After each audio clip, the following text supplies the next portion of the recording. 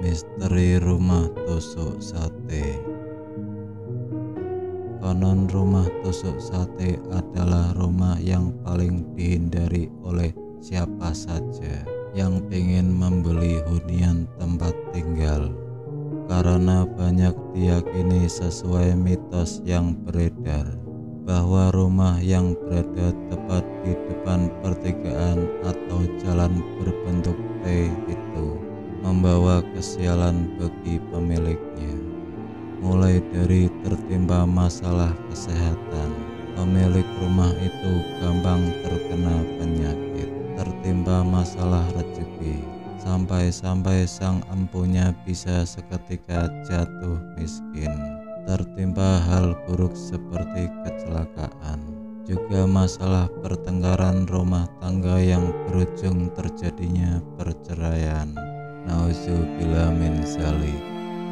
Nah, tanpa terduga aku diberi kemudahan oleh Allah untuk mempunyai rumah lagi yang keempat, meski didapat dari overkredit.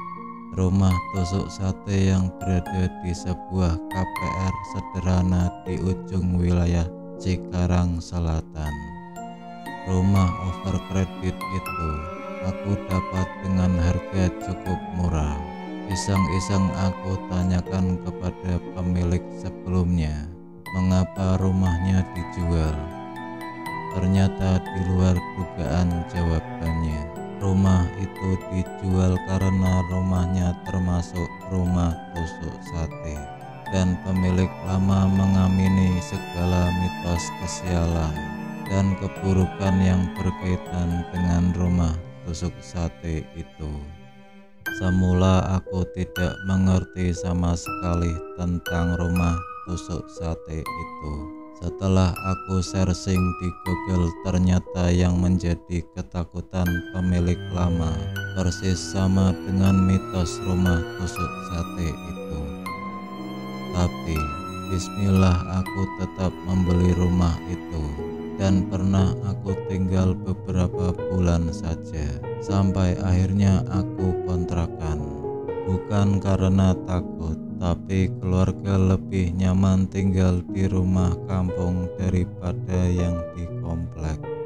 Sebenarnya ada dua rumah yang berdampingan karena KPR itu berbentuk berderet. Rumahku dan rumah tetangga sebelah pas dalam posisi letter T itu.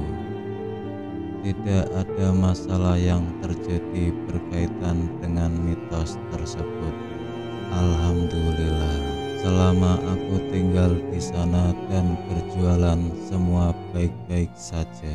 Ada beberapa hal yang terjadi dengan rumah yang persis di sebelahnya itu.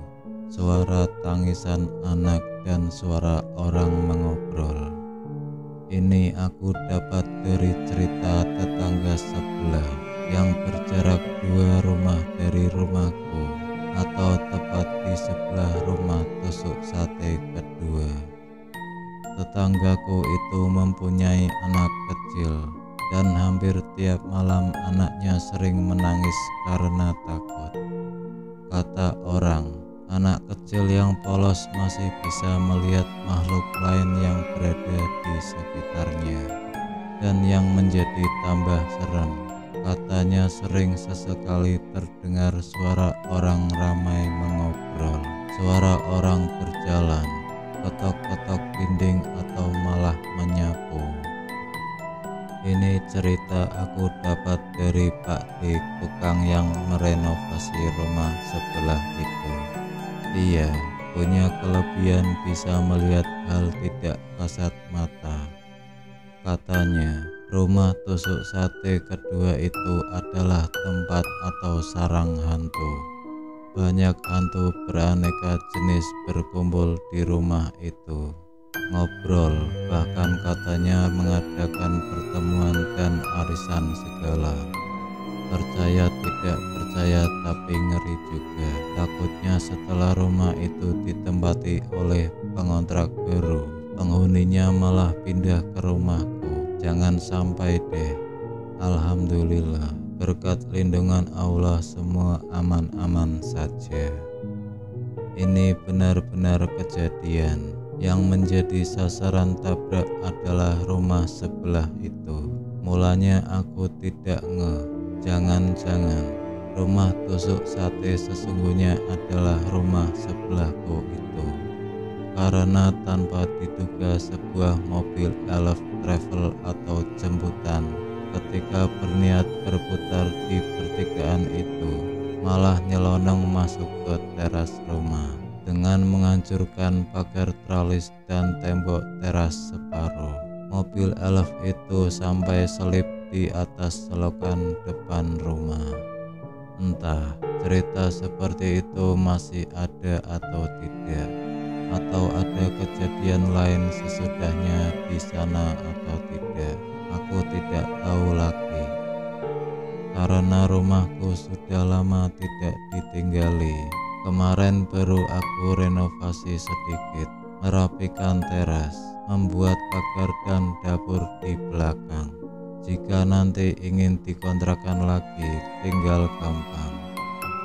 Rumah tusuk sate apapun namanya itu, dengan percaya akan kekuasaan Allah, insya Allah semua akan baik-baik saja. Karena rumah itu juga adalah sebagian dari rezeki dari Allah yang akan menjadi warisan bagi anak-anak